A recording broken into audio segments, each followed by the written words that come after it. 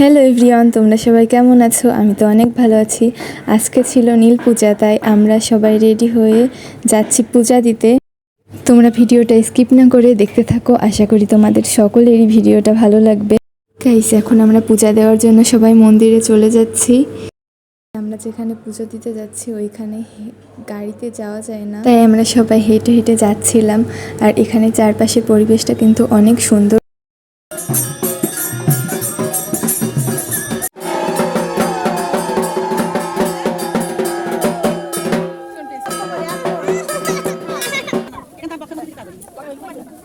এখানে এক সাইডে পূজা হচ্ছিল আর এক সাইডে সবাই কীর্তন করছিল, কিন্তু অনেক ভিড় ছিল। তার মধ্যেও আমরা সবাই একে একে পূজা দিয়ে দিলাম।